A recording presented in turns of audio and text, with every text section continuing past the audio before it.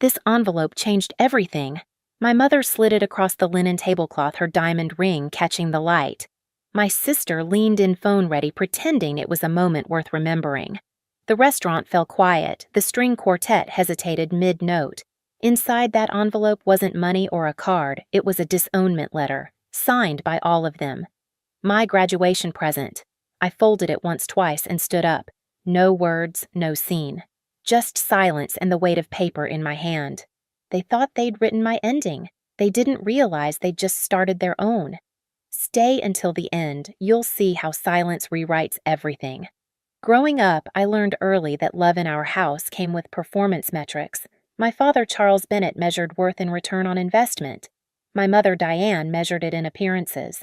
My sister, Avery, just happened to be the perfect balance of both. At dinner parties, I was always introduced last. Avery is a senior associate in New York. My mother would beam her hand, resting proudly on my sister's shoulder. Then her tone would soften almost apologetically. And this is Taylor. She's still studying. The same pause, the same polite smile, as if I were a late project still waiting for approval. Guests would nod, glance at me briefly, then redirect their attention to the champagne. I learned to smile back. Quietly, predictably.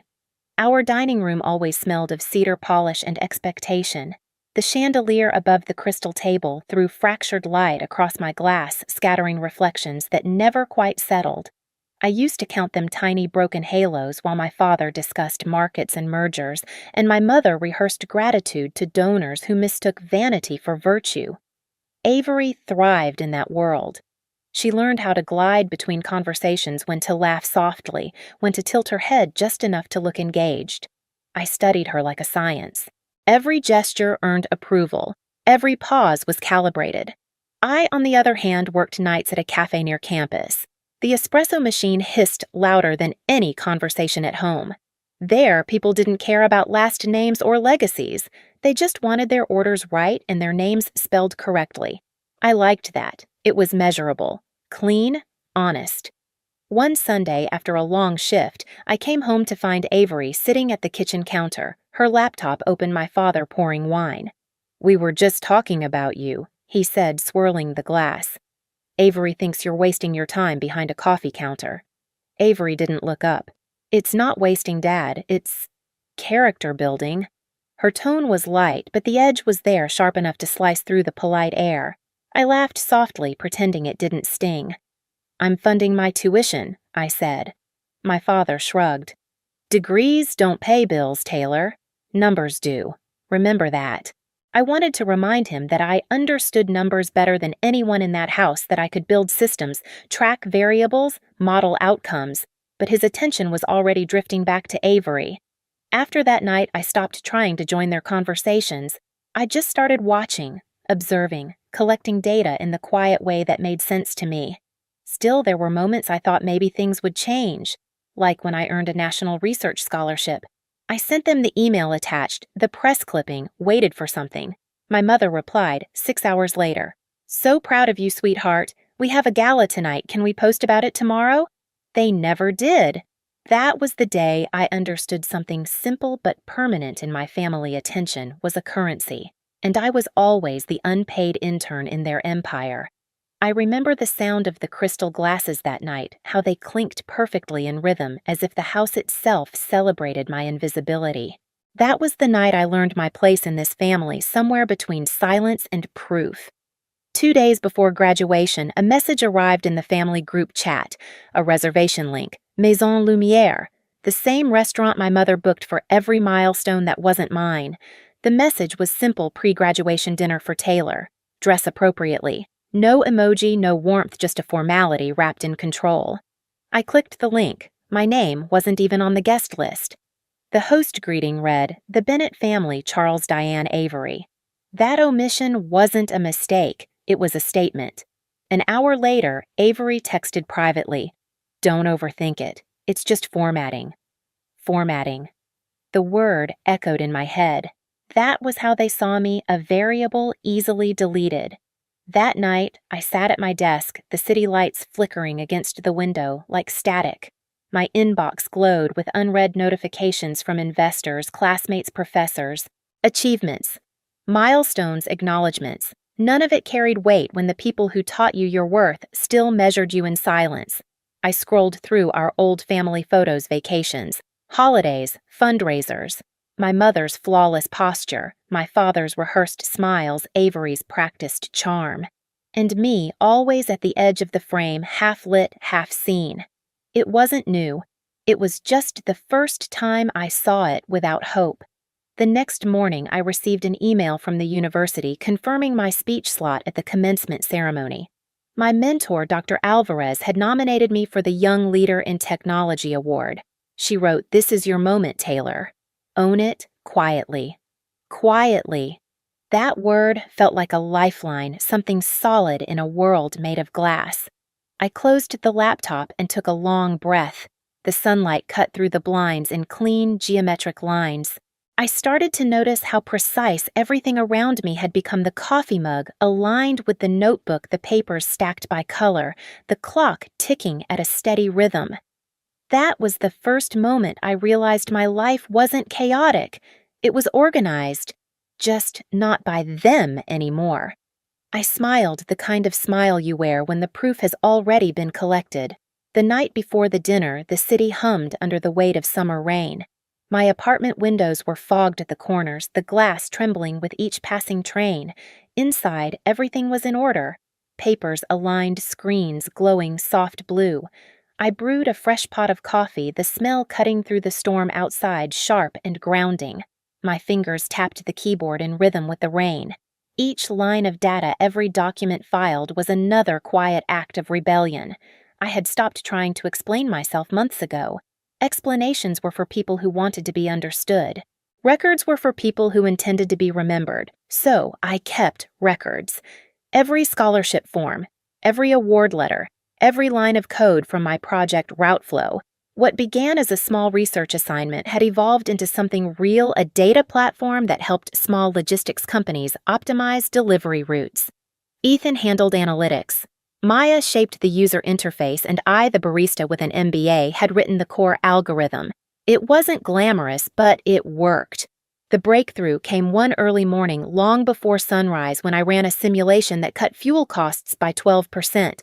I remember leaning back, staring at the numbers. Proof. Tangible, undeniable proof. By the time the university's startup symposium arrived, Routeflow was ready. My professor, Dr. Alvarez, stopped me before I went on stage. "You don't need to sell yourself," she said. "Just show them how it works. Let the data speak." It did. When the presentation ended, applause erupted, polite at first, then real. Among the crowd stood a man in a tailored gray suit, Nathan Cole, CEO of Northbridge Logistics. He approached afterward, his tone, measured his interest, genuine. "You've built something scalable," he said, studying the graphs. "But more than that, something fair." Fair. A word I hadn't heard in years. We met twice after that. The third time, he slid a folder across the table. Inside was a letter of intent. Northbridge wanted to acquire Routeflow for $6.2 million, plus a director-level position for me post-graduation. I didn't sign immediately. I read every clause, every subline. I wanted to make sure the system I'd built, the one built from silence, not privilege, stayed intact. When I finally signed, it wasn't triumph I felt. It was balance. From that point, I started building my own archive. Digital copies of every document time-stamped and encrypted. Transaction receipts, licensing records, payment confirmations. The kind of paper trail that doesn't just tell a story, it seals it. The night I received the final transfer confirmation, I printed the letter. The sound of the paper sliding out of the printer was cleaner than applause. That's when I opened the family group chat for the first time in months. The most recent message was from my mother, a photo of Avery at some law firm gala captioned, "Proud doesn't begin to cover it." I typed a simple reply, "Graduation dinner confirmed? I'll be there." No emojis, no explanation. After that, I cleaned the apartment the way I always did before major moments. Every item had a place. Every line symmetry. On the desk, my offer letter, my degree folder, and a small envelope I'd kept since childhood, a faded birthday card my mother once gave me with, "To my little dreamer," written on it. I placed the new documents beneath it, the ink fresh, the paper heavy. Midnight came quietly. I closed my laptop, poured the last of the coffee, and watched the city lights ripple across the river. I thought about that upcoming dinner, their smiles, the cameras, the performance. For the first time, I wasn't afraid. They would bring their own letter, thinking it would define me. What they didn't know was that I'd already signed something far more permanent, my independence. I fell asleep with that thought. The rain had stopped. The silence that followed felt almost ceremonial. The next morning, I woke before sunrise. The first light caught the corner of the desk, gleaming off the silver clip holding the contracts together. I touched the paper, lightly grounding myself. I didn't dress for them. I dressed for records, clean blazer-tied hair, neutral tones. The kind of look that doesn't beg to be seen but demands to be remembered. Before leaving, I aligned my coffee cup next to the laptop exactly 1 inch from the edge. Habit order proof. I locked the door behind me. The streets of Chicago were still damp reflections stretching across the asphalt. My reflection looked back from the window of a passing cab, calm, composed, someone I recognized for the first time. When I arrived near Maison Lumière, I stopped in front of the glass doors. Inside, I could already see the faint shimmer of chandeliers, my mother's silhouette, the familiar tilt of Avery's head as she adjusted her phone camera. I breathed once, steady. They thought tonight was their stage. They had no idea the script had already been rewritten, signed, sealed, time-stamped. This time, I wasn't walking into their performance. I was walking into proof. The hostess smiled when she saw me. "Bennett party?" she asked. Her tone was professional, but I caught the flicker of surprise when she realized my name wasn't on the reservation list. I nodded anyway. "Yes," I said. "They're expecting me." Inside, the air smelled of truffle butter and expensive indifference. My family occupied the corner table under a halo of chandelier light. My mother waved as if this were a reunion, not an execution. Avery lifted her phone slightly, framing the shot. "Taylor, darling." My mother said, her voice dipped in sugar. "We have something special for you." A server appeared, setting a pristine white envelope by my plate. My father cleared his throat, rehearsed authority filling the pause. "It's time we all move forward," he said. My mother smiled wider. "From all of us," she added. Avery's camera caught everything, the envelope sliding across linen, my expression unreadable. I opened it slowly. The paper was heavy, embossed legal. "We, the undersigned, hereby release and relinquish all familial obligations and ties with Taylor Bennett." It was signed by each of them, initials perfect loops practiced. There, it was my graduation gift. The table watched, waiting for a scene. Maybe a tear, maybe a raised voice. But I'd already lived the real drama. I folded the paper once, twice, then placed it carefully beside my coffee spoon. "Thank you," I said. My tone was even deliberate. Avery blinked. "You're thanking us," I met her gaze, "for the closure." The air tightened thin as glass. My father shifted in his chair. My mother's hand hovered over her wine. Avery lowered her phone, just slightly unsure what she was filming anymore.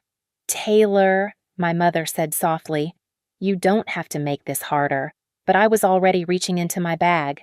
I pulled out a folder the same neutral gray as the suit Nathan had worn the day he handed me the contract. I placed it on the table and opened it toward them. Inside was the acquisition announcement. The North Bridge letterhead gleamed under the light. Beneath it, my name, Director of Data Operations. Root Flow Integration Lead.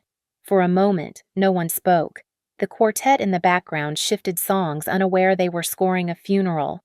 Avery leaned forward, reading faster. "This is yours." "Yes." My father frowned, the kind he reserved for bad investments. "You sold it, I built it." "Then I sold it," I said quietly. "The deal closed last week." My mother tried to recover her composure. "We didn't know."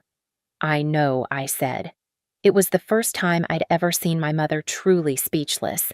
Avery's phone was still in her hand, but the red light was off now. My father reached for his wine glass, but his grip trembled slightly enough for the stem to click against the marble. I didn't raise my voice. I didn't smile. I simply stood. "You can keep the letter," I said, sliding their disownment papers back across the table. "I already have my own." The irony landed quietly, perfectly. Behind me, I heard Avery whisper something, maybe a plea, maybe a curse, but I didn't turn back. As I reached the doorway, the restaurant's soft piano filled the silence they left behind. I paused, one hand on the frame, the city lights reflecting in the glass ahead of me. In that reflection, I saw them still sitting there, surrounded by the world they'd built, bright, polished, empty. Outside, the air was colder than I expected. It smelled like rain and freedom. I checked my phone, new messages from Northbridge, notifications from press outlets already picking up the acquisition. Proof, all time-stamped. The envelope in my hand felt lighter now, just paper and ink, nothing more. They had given me their silence years ago. Tonight, I returned it perfected. The night air off Lake Michigan felt sharper than usual, clean enough to rinse everything that clung to me from inside that restaurant. The city pulsed beyond the glass towers, indifferent and alive.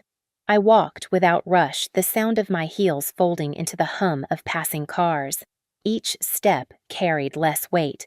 When I reached my apartment, the sky had thinned into early dawn. Pale light spilled through the blinds, painting quiet patterns on the floor. I set the envelope on the counter next to my framed degree. Their letter looked small beside the new one, Northbridge's offer, embossed, final, signed. 2 documents, 2 versions of my name. One they erased, one they couldn't. I made coffee, as always, pouring it slow, steady. The cup clicked softly against the table. That sound had become my pulse, measured, controlled, alive. I didn't reread their letter. It had already served its purpose, a timestamp marking the exact moment I stopped asking to belong. Now it sat behind glass flattened between achievements that couldn't be deleted. My phone vibrated once. A text from Avery. "We didn't mean it like that." "Can we talk?" I stared at it for a while. The dots blinked, disappeared, blinked again. Then I turned the phone face down. Some messages aren't meant to be answered, they're meant to echo into silence. The light shifted warmer. Outside, the city stretched awake delivery vans, joggers, the rhythm of another ordinary day. I opened the window, letting the air in. Somewhere below, a train screeched metal against metal, raw and honest. In the reflection on the glass, I saw a woman who no longer needed to explain why she was standing there alone. I picked up their letter one last time, folded it neatly, and slid it behind the frame of my degree. Not hidden, just placed in order. Evidence of what was proof of what changed. The air in the room steadied. My shoulders did too. Silence at last didn't feel empty. It felt earned. Revenge didn't sound like victory. It sounded like calm breath in a quiet room. The kind of silence you choose, not the kind forced on you. Families break loudly. Peace rebuilds quietly. They wrote me out of their story, but I became the footnote they'll never erase. Some stories don't end with forgiveness, they end with clarity. If you've ever been the quiet one in the room, the one everyone underestimated, this one's for you. Watch till the end, because sometimes silence isn't surrender, it's strategy. And the calm that follows, that's what real freedom sounds like.